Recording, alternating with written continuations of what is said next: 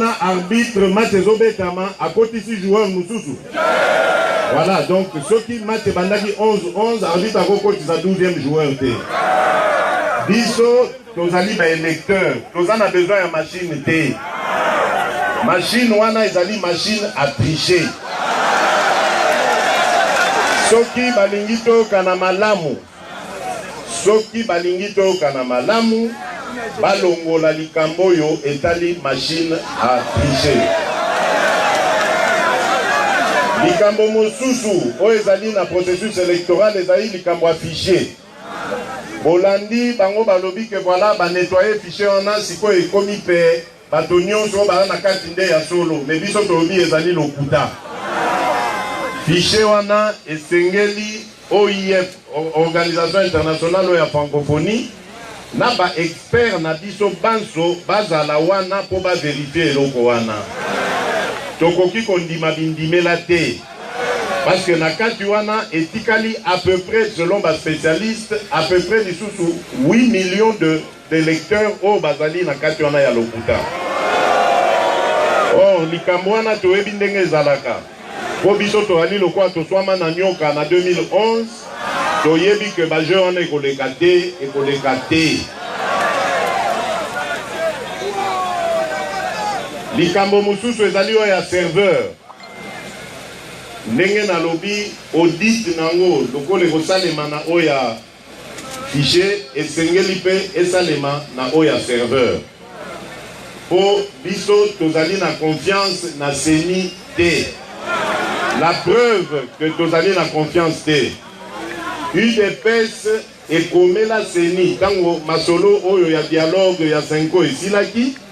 Toyokanaki kuna que parti oyo lingi ko changer délégué na ye kuna na kati ya seni, il suffit kaka bakomela président ya assemblée eloko wana ekosalema. Banda secrétaire général Nabiso akomelaka président assemblée nationale depuis janvier 2017. Dit lelo délégué Nabiso nanu batete. Pona nini? Parce que poste o ya rapporteur ya seni ezali poste stratégique na esika o ya tricherie. Rapporteur o bazali na ye wana lelo azali komilo ba mutu ya UDPS atengama kala. Azaka tufu ya UDPS te. Yango bazali kopikle alongwa te basi isakosala makambo na bango bongo baya kofongola nzela. Mais biso tolobi tolingi yango te.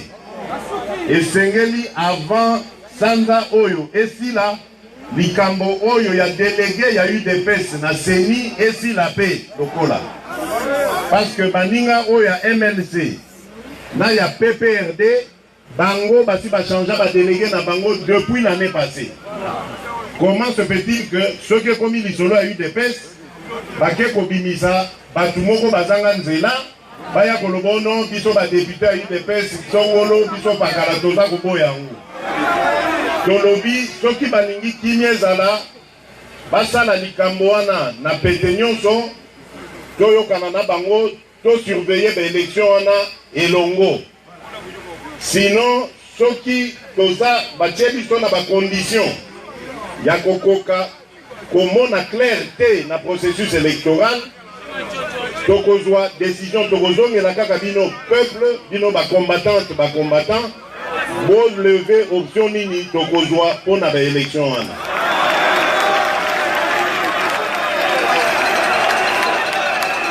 Likambo mususu oya mibale na ngina loba na bino ezali o bozali koyoka yoka balobi basali basio na yoki kutu baninga mtu batangi ba négociation banini nalingi naloba boye UDPS viva sango ya malamu na makambo nyonso wana bozali koyoka ezali sango ya retour ya nzoto ya Mowei na biso Etienne Tshisekedi Tshilombo. Nde masolo wana ebetamaki et banda ndenge bokoki koyeba bino moko puisque boyoka yokango et banda depuis l'année passée tango kondo président atikaki biso tosololaki na représentant ya pouvoir po totala ndenge nini tokoki kozongisa nzoto ya mowei na Congo na kimia nyonso masolo esali nete avancé sima na yango babungi bamonani lisusu te tango baza kosala bango pression la communauté internationale bazokosela biso makambo babio non mais bango bazopesa condition que non il faut kaka Félix comme premier ministre avant biso tosala likambo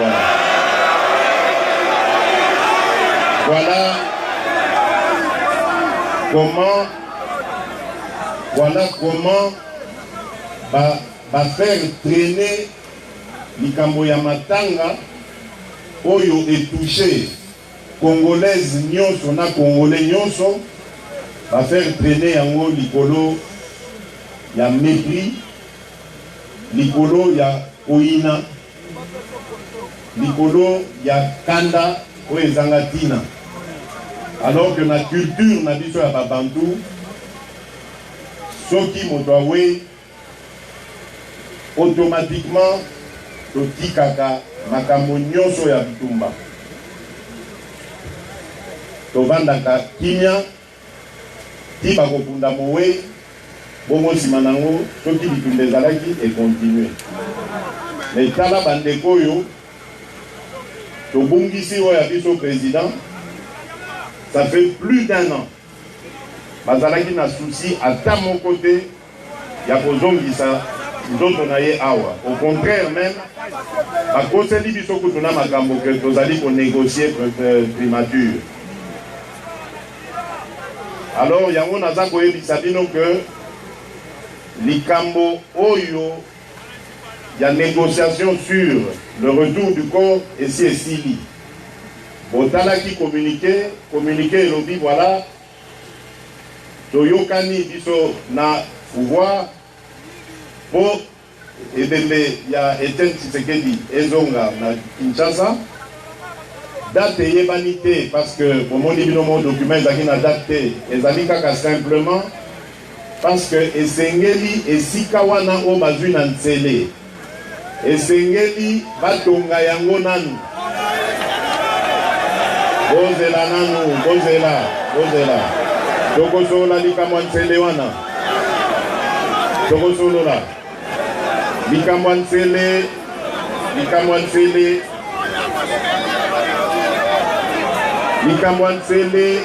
UDPS viva tokana likambo oyo ya nzele ezali lieu symbolique toponi nzele pourquoi parce que leader na biso azali ou azalaki un des rédacteurs principaux il y a manifeste de l'Ansele.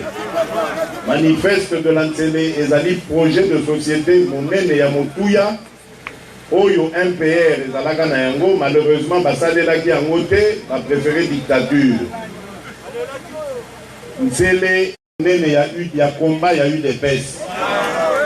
Bao bayebi te avant le 24 avril 1990 ezalaki dictature moko ya suka koloba te parti politique ezalaki de moko tozalaki na droit ya kolata ta cravate ya pambo oyo tozolata lelo te tozalaki na droit ya kobengama na bakombo ya biso ya bakretien oyo lokwa ba Félix ba Antoine wana ezalaki te Maréchal Mobutu amati na tribune ya Nzele andimi aleli alobi comprenez mon émotion.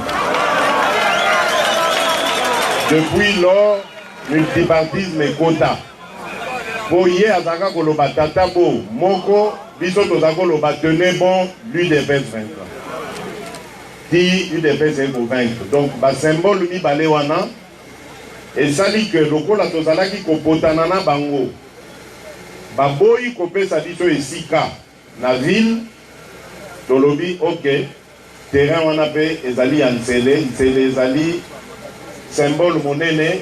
Président na biso d'ailleurs azalaka na habitude ya kokendaka ba côté wana chaque week-end, chaque dimanche asalaka ba exercice na ye. Eza côté moko tokopemisa ye nanu na kuna na boboto en attendant peut-être tant oui de pèse kokoma na pouvoir tout ça il a mausolée monene.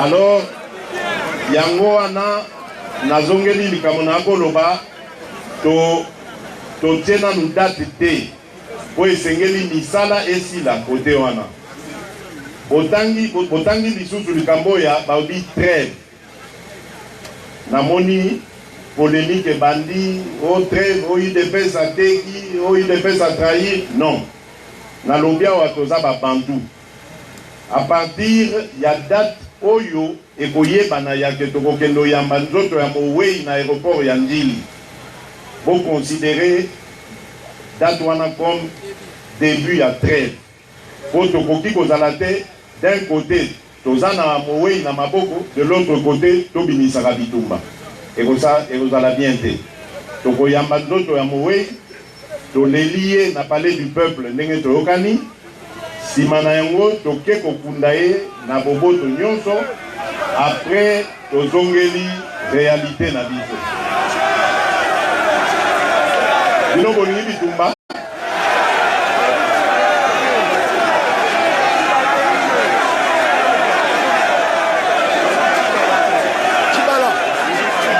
te boza calme ba provocateur ba kozala te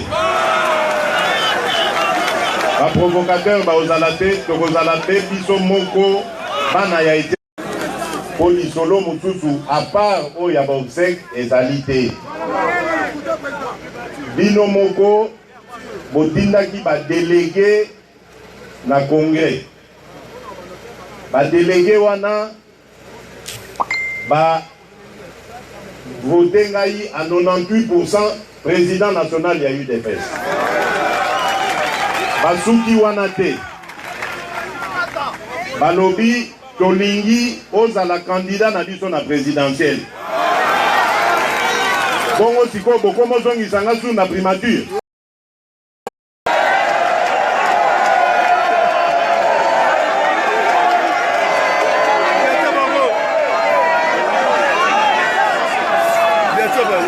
ezala bongo. Alors bon, on a pas sani. Botika bato a distraction, ba continuer distraction na bango. Biso doit se préparer pour memanga na ebonga oyo bosengi nga na zwa. C'est ça.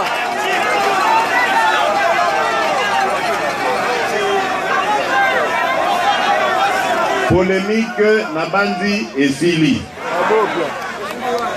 bolanda bilanda te boyoka biyoka yoka te ba journaliste ebele mosala na bango koluka koteka ba papier na bango okoyoka akokoma français mpenza nyonso yatanga banda primaire ti na université nyonso wana po alakisa kaka ke aza na raison Zokande aza kosala roman na ye aza kosala biloko ezouta na mutu na ye na yebisi bino na répété volonté na bino ezali nazala candidat na ya UDPS na présidence ya république pona gagner yango osiko bozozongisanga na primature lisusu. Je crois que c'est clair. Alors, en tant que président, esengeli nayebisa bino makambo nini makoleka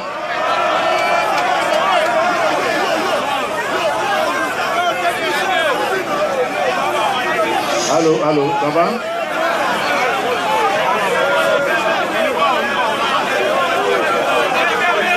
Il y a un petit problème, mais ça va, c'est bon. Ça va? En tant que président, Esengeli Naebi Sabino Makambo Nini Makoleka. Effectivement, depuis le 31 mars, la volonté Nadino, la commis président national, il y a eu des fesses.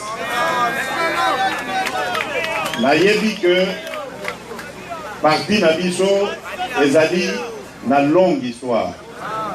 Parti Nabiso, histoire nango mingi mingi, et tondi makila. Histoire ya parti Nabiso, et tondi pe ba trahison.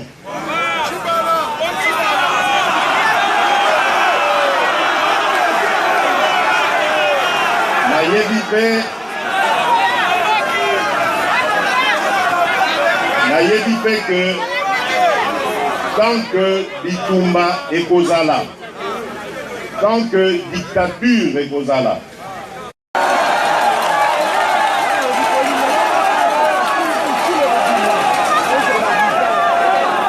pour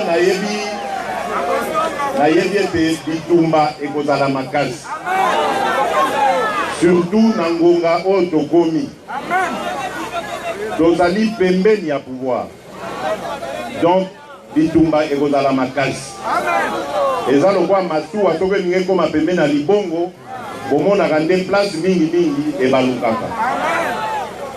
Donc, yango na mipesa ki temps ya ko réfléchir sur bato oyo na kopesa bango lisusu mission ya kosalisa ngai tokamba parti na biso tina victoire.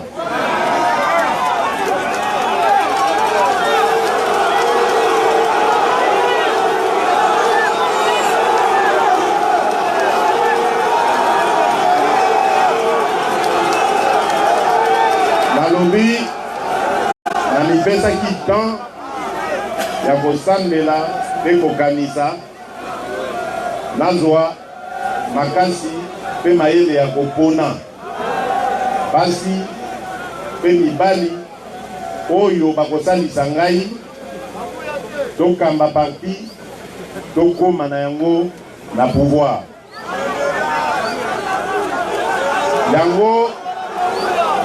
yango naza koyebisa bino na mikolo ekoya ba mesure ba décision ekozwama ya ba nomination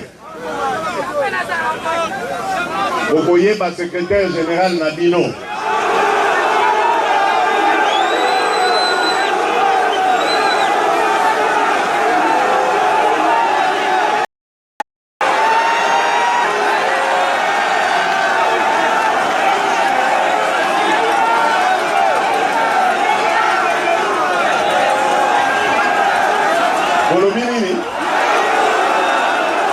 Olivier.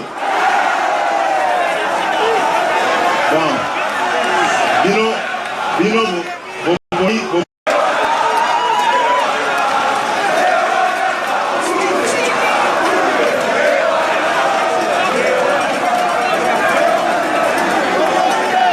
voilà, merci. Bokoye ba secrétaire général Nabiso. Na kosenga pe na ba interfédéral na biso. Boyebi tozaka na 4 interfédéral na UDPS. Interfédéral Léopoldville. Oyo ezali kosangisa ba originaire ya Kinshasa, ba originaire ya Bandundu, na ba originaire ya Bakongo. Interfédéral Grand Kassai. Ezali kosangisa ba originaire ya Kassai oriental, na ba originaire ya Kassai occidental. Vous noterez que nga nazo baba biloko ya ba central wana na ba ni wana. Eza lokuta eza ba calcul politicien wana. Interfédéral oyo ya Grand Kivu Katanga. Na interfédéral ya Équateur na province orientale. Ozaka mine. Ba interfédéral wana na kosenga bango na semaine oyo tozali na yango oyo bapesa ngai nombre équivalent ya ba membre oyo bango baza ko considérer que bazali ba vertébré po baya bango nde tokosala na bango na exécutif oyo ya parti. Comme ça toko démontrer que UDPS ezali parti national.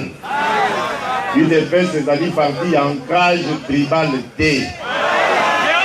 Et tant que tokozala UDPS toko combattre biloko wana. Simana yango toko désigner CEP. CEP ezali commission électorale permanente ya parti. Wana ezali signal monene tozo tinda pona kolakisa ke tobandi kobongama pona maponomi. Yango na elisi bino deja on a elisa bino likambo oyo ya tozali kosenga pona seni a balayer a nettoyer nzela parce que tolingi bakokoso te. Tango biso tokokota na processus électoral boyebi bino moko ndenge ndeko nyata lobaka mutuka munene nde ezali awa. Biso tozali motuka monene tonyataka batutu na nzela. Donc tango tokotia CEP na biso ezali po topona bakandidat na biso badéputés provinciaux, badéputés nationaux. Po tozala na stratégie électorale pe toyeba ndenga kobongama tango maponomi eboya et surprendre biso te. Et donc comme tout tokotia ezali convention démocratique oya parti CDP. Convention démocratique wana ezali lisanga ya ba organe nyonso oya décision ya parti nde bakutanaka kuna.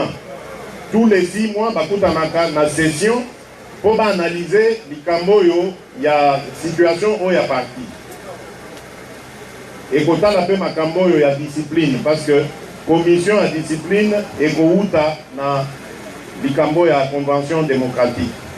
Donc na mikolo eza koya ba organe nyonso wana e kozala prêt pour na fonctionnement na yango. Alors tango tozali koloba na bino biloko wana ezali pote tobongama na bino elongo. Boyebi bien que UDPS eza parti ezwana nu bokonzi te na mboko. UDPS eza parti eyiba mbongo ya leta te. UDPS eza na makila ya bana mboka na nzoto te na maboko te. Tozali parti moko ya peto. Tolingi kokende na biso na pouvoir ezala pe ndenge moko. Yango tokosenga na mwana ya UDPS nyonso. Bino bozali awa na batikali na ndako to bao bazali banda na diaspora. Tango tokolancer campagne $1 pour l'UDPS, bo se mobiliser bino banso bo pesa $1 wana.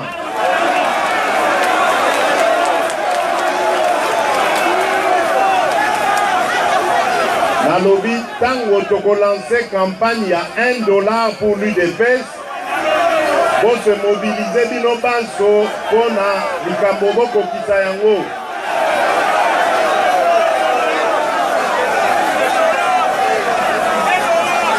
Bo calculer bino moko. l'UDPS balobaka le parti le mieux implanté, le parti le plus populaire. Soki toza 10 millions. Moutou moko na moko apesi $1, $1. Et ça combien? Alors, les Campouessili ont gagné l'élection. Donc, on en a besoin de nous soutenir. Donc, tout démontrer na banguna na biso. Tout démontrer na baoyo bakanisaka que nous allons capables de tout soutenir pour tout bungisi leader na biso. Tout la kisabango que tout tikala na mayele ya leader wana. Et que tokokokisa biloko na biso biso moko tozali capable tokosala yango na ordre pona oki bato déjà baza na mokusa basala yango sikoyo te sikoyo ekoza na désordre bakoki komela yango bokozwa bainformation comme il faut bokomona pe ba campagne wana ekoleka na ba TV na ba réseaux sociaux bokomona yango $1 pour l'UDPS, $1 pour la victoire. Donc yo okopesa $1 oyebi que nala la pongi po victoire ezali. Voilà. Donc yango na sengi bino bo se mobiliser tango campagne wana ekobanda parce que ekosenga organisation. Na lobi te que bao baza na $100 bapesa kaka $1. Oyo aza na $100 apesa $100. Oyo aza pe na 10 000 apesa yango. Mais na peuple na biso nyonso tosengi kaka $1.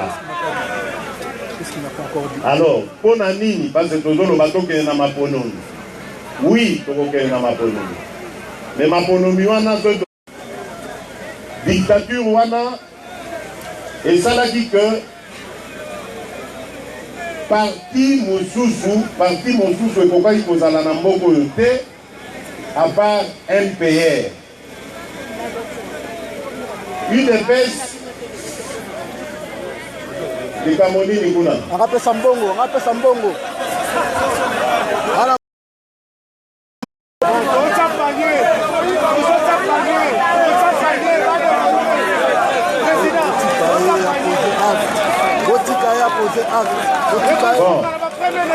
oyo tokoconsidère yango comme symbole. Voilà, merci Ndeko. Kombono nani?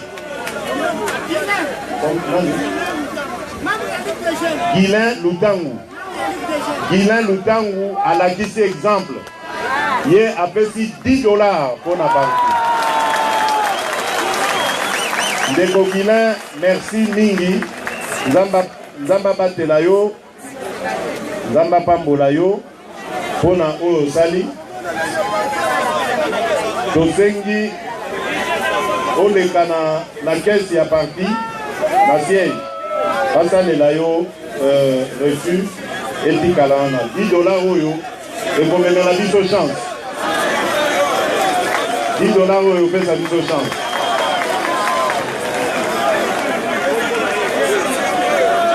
Bon, bo calme mikusa na bino, ngonga nano ekoki te.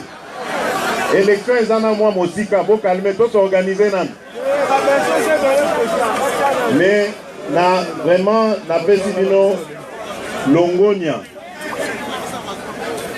Longonia bana mboka 10 000 ndeko nini komo nani ndeko mukendi apesi 10 000 francs congolais. Bon, bo calmer sinon te UDPS viva Malu oyo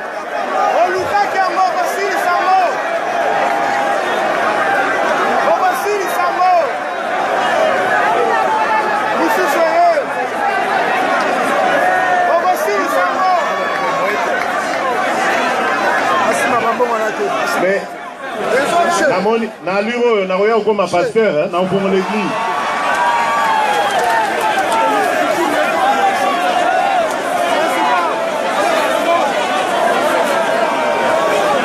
Te boza calme, como salango. UDPS viva. Michel. Boza la calme, como salango na ordre.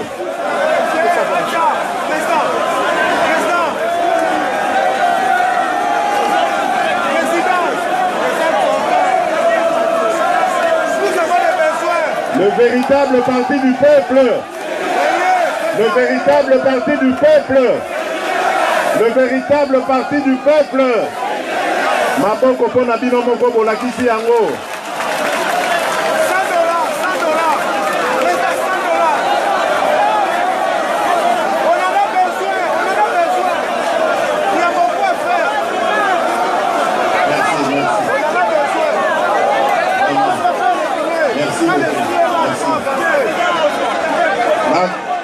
Bandeko nyonso bozali kotala ndakisa oyo, j'espère tango bokozwa moi quelque chose na libenga koswanisa mama bana te expliquer maman bana que ezali pour la libération na yemoko.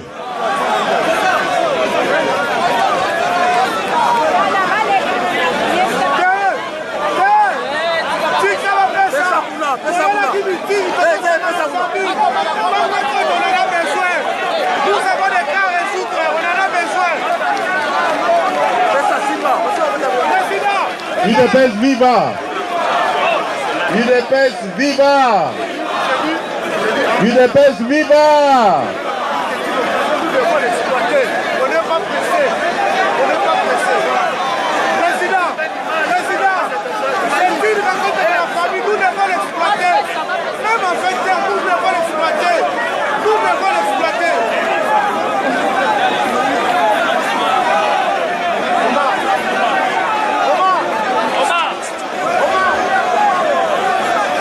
Merci. Oh, en tout cas, tokomi ba millionnaire. Nazane sengo pona omona ndenge tokokokisa 20 millions de dollars au tokosa elango campagne. Donc ba candidat na biso baza déjà ya kosepela.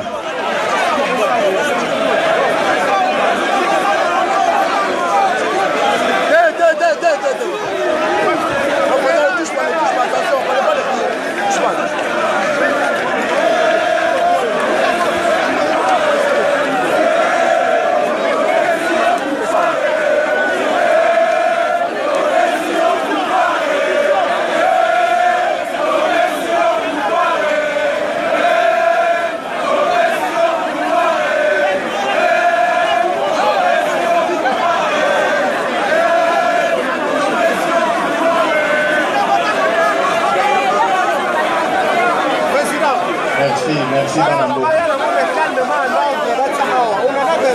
Merci Banamboka, merci beaucoup.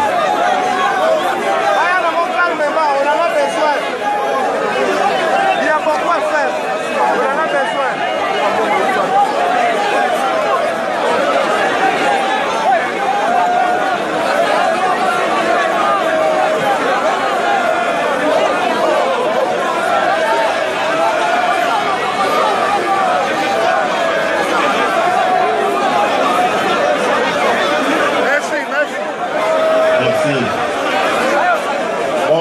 Ezali symbole,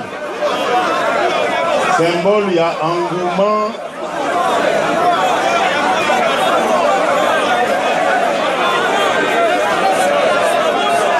Ezali symbole, il y a engouement. Symbole, il y a mokusa. O bana mboka bazali na yango pour gagner l'élection.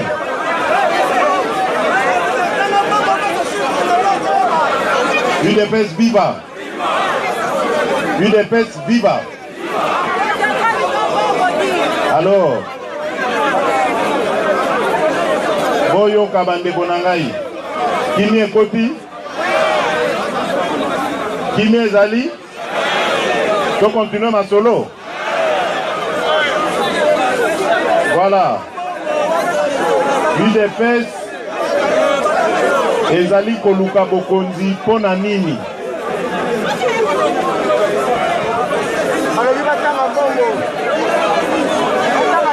UDPS viva.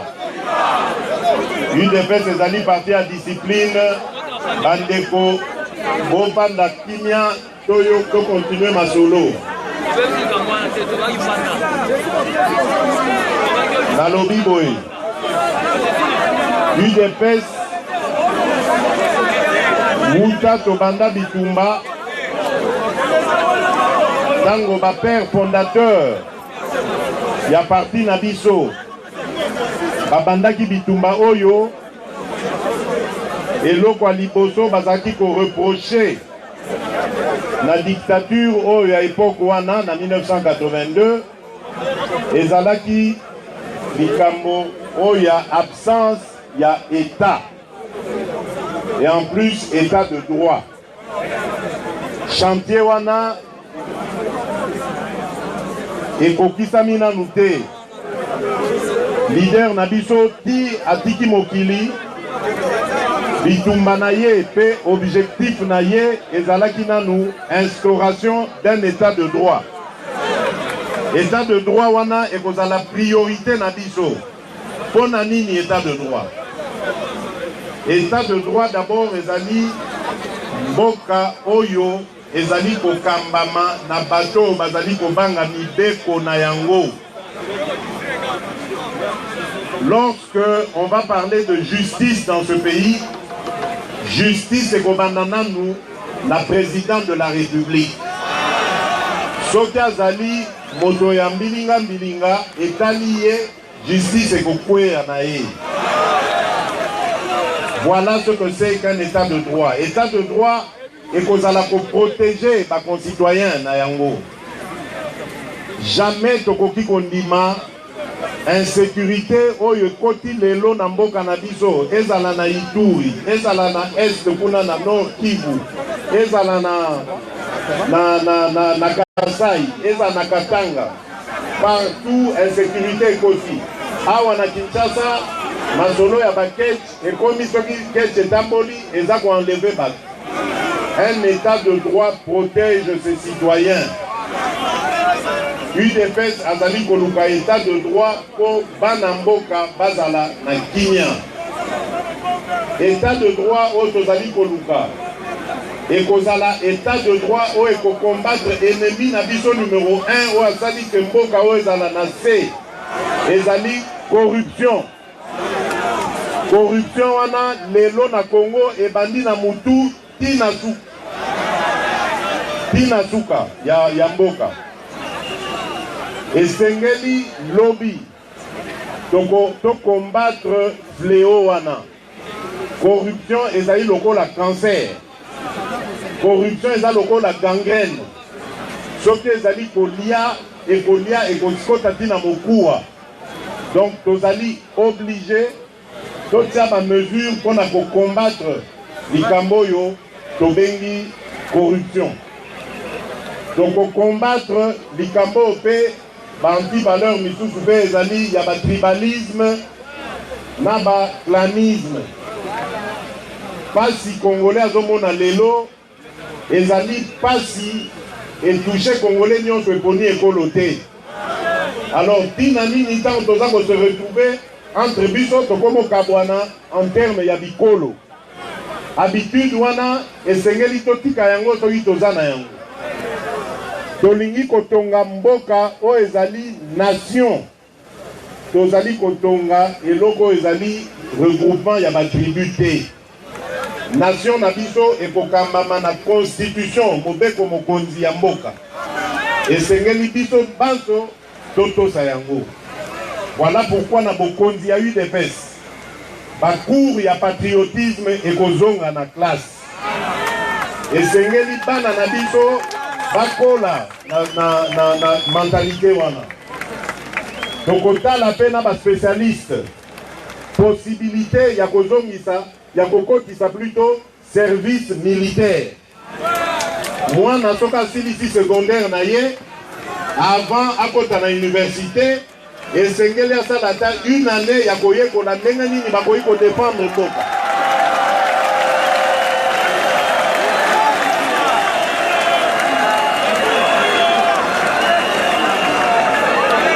Nyonso wana évidemment esengeli avant tobanda tu wana tokobanda nanu na recensement parce que esengeli toyeba ba congolaise na ba congolais toza boni toza nombre nini ba congolais bana kati na ba congolais baza libanda. À propos d'ailleurs ya ba congolais baza libanda nasali moi parenthèse ya muke pona koloba ke likambo yo etondi minoko bato oyo ya nationalité tokotala yango malamu. Parce que sengeli toyeba nani aza congolais nani aza congolais te. Pouvoir ya lelo ekomi koluka bao baza ba congolais ba bimisi bango ke ba congolais te. O baza ba congolais te bakomisi bango ba congolais. Donc esengeli tomona clair na makambo wana Parce que yesengeli boyeba que l'histoire ya mboka na biso o ya mikolo yo depuis 30-40 ans. L'histoire ya mboka na biso ebenganisi ekimisi bana mboka ebele bakenda na mboka bapaya pona bokimi dictature.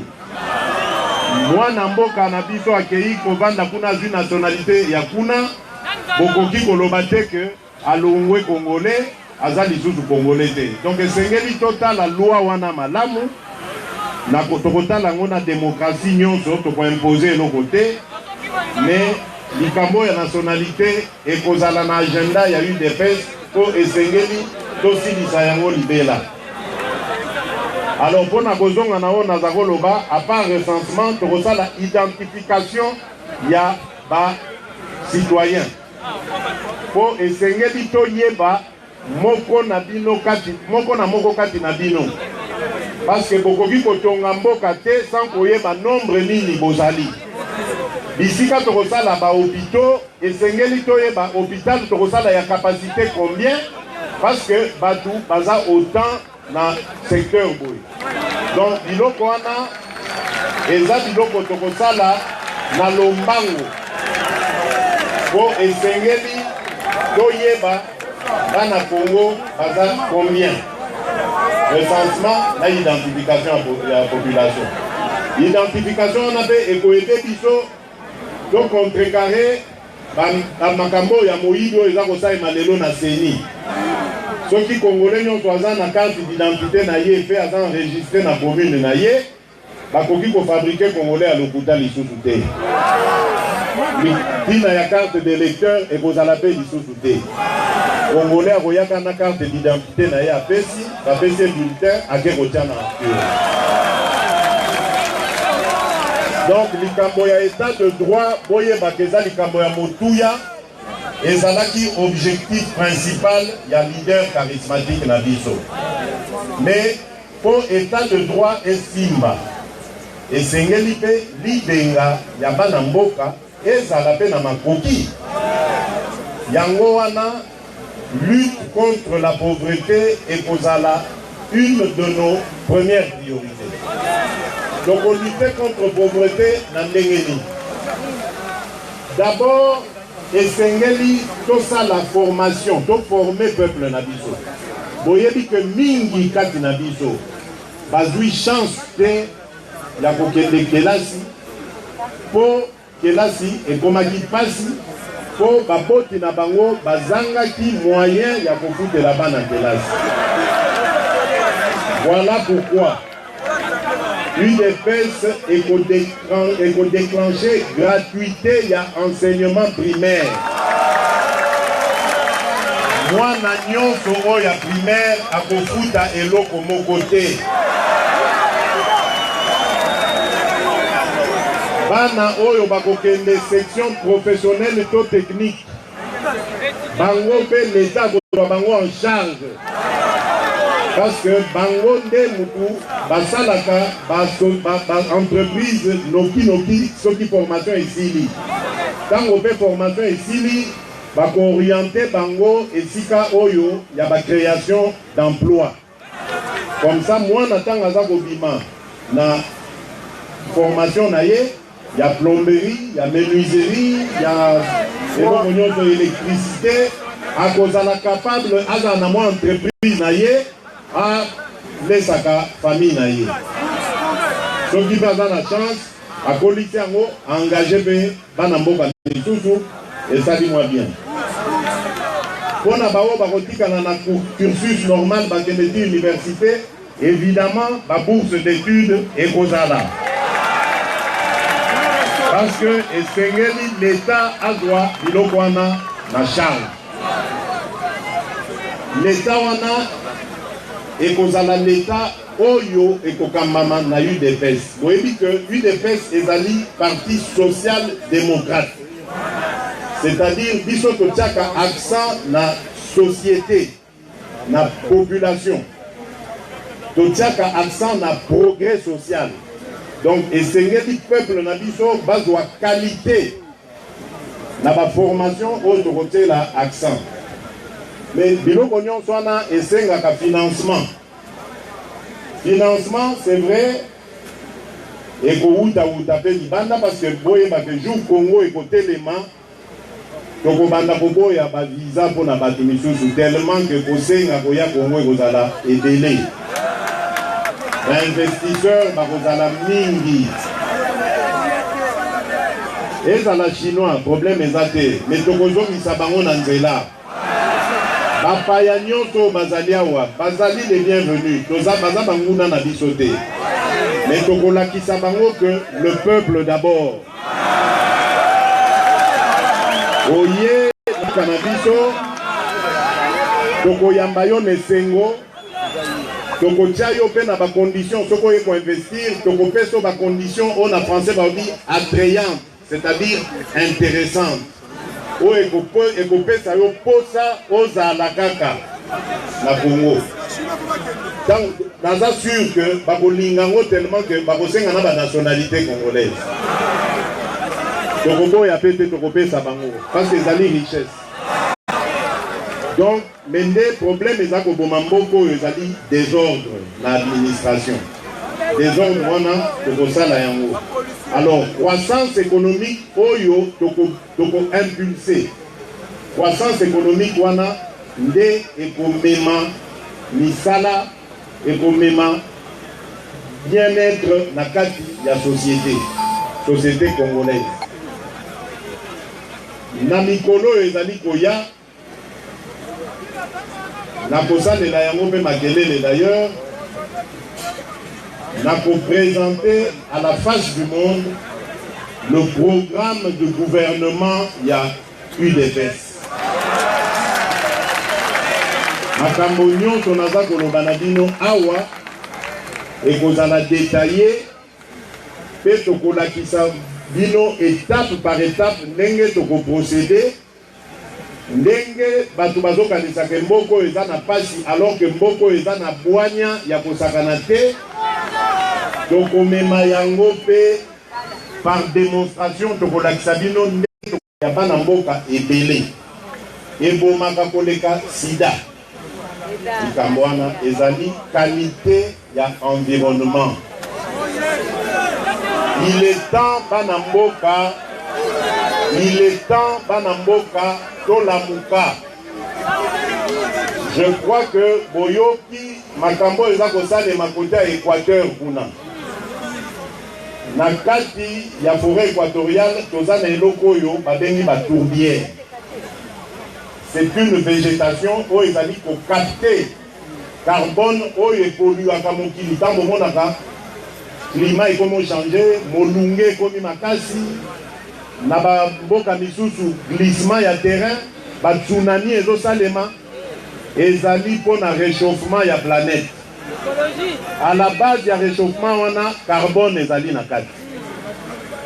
Alors biso toza na tellement de bénédictions ya Nzambe que Nzambe asala pe côté moko bona kati ya forêt équatoriale et kaptaka biloko wana. Donc c'est-à-dire que jour bakobuka banzete wana tokopolluer mokili mobimba en un jour tokobimisa 3 ans de pollution na mokili mobimba. Imaginez un peu la catastrophe. Donc esengeli biso bana mboka toyeba ndenge ya kobatela environnement na biso. Basalite oyo boza komona ezali kotraine oyo yango mutu ebotaka bangungi. Ngungi wana mutu apesaka malaria. Malaria wana nde epesaka liwa.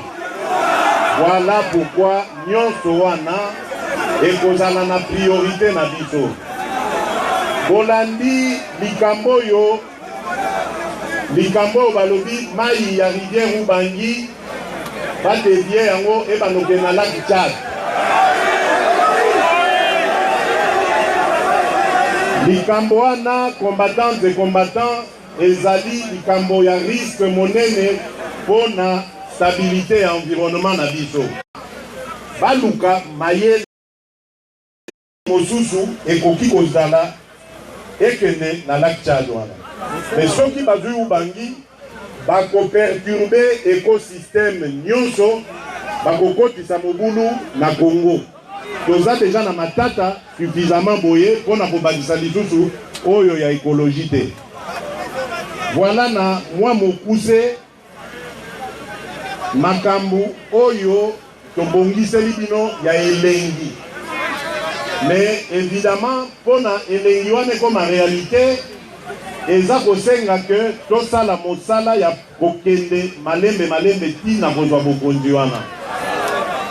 Yango nga na kosenga bino boye tina ya kobundisa bandeko na biso ya ba parti voisin wana ezali te. Soki bango bazwi bana ya bato balatisi bango ba beret rouge batindi bango formation na Burundi po baya koboma bandeko na bango congolais bango nde baza bazoba tokoki kolanda bango na bozoba wana te. Biso tolingi bango, biso tolingi Congo ezala na kimia. Mwana ya Congo nyonso na ba différence na ye na ba choix politique na ye azala libre ya ko exprimer yango. Biso ba beret rouge ya biso oyo pe ba banda lisolo ya beret rouge bango balukaka nde ko former ba observateur na biso, ko former ba témoins électoraux. Jamais balukaka kosala ba milice po banda ko attaquer bana mboka mususu. Non. Soki basali yango bolanda bango te. Bango nde ba eduka bango mabe na ba dirigeant na bango. Biso toyebi ndenga kotosa ba mikolo. Toyebi ndenga kotosa basali ya Nzambe. Jamais tokotombola loboko pona kosimba mamelo to sango na nzoto. To pasteur. Jamais. Bozala kaka na kotambola ya ndenge wana. Bokomona que état de droit au tozali kosenga ekoya na lombangu. Et d'ailleurs bandeko wana o baza kosala bozo bana bango nde kaka baoya okota kota mbangu na UDPS. Pona lelo na sukisi wana me yambote na la kabino na lingi na senga na ba parti ami parce que ndenge tozali awa baninga na biso ya opposition baye me nayebi te ba tribune eza misatu bayesanga bauta bango na une des tribunes soki bazali batelema topesa bango losako bobetela bango maboko bazali na sili.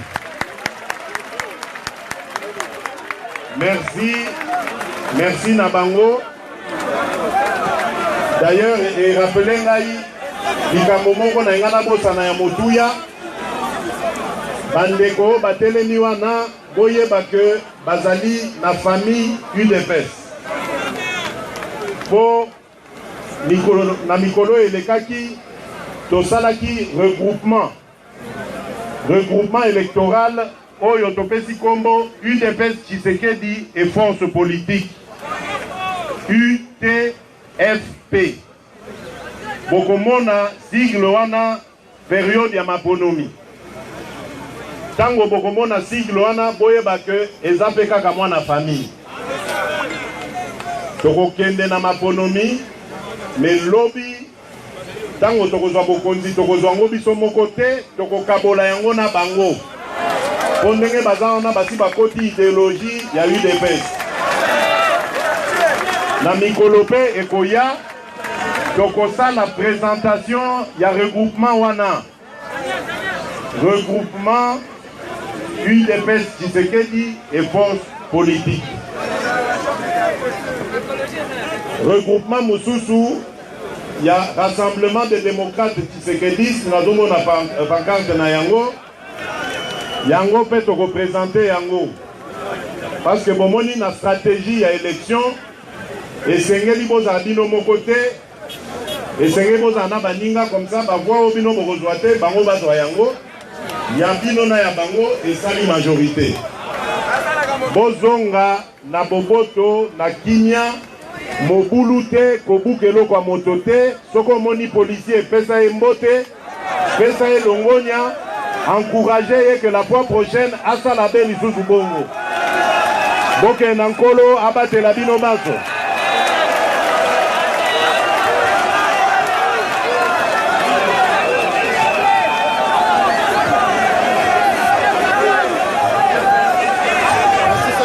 mesdames et messieurs, cette grande journée, voilà, nous avons terminé.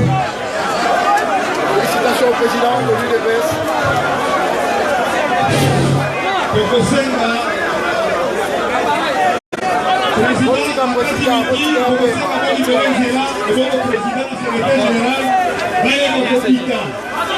S'il vous plaît.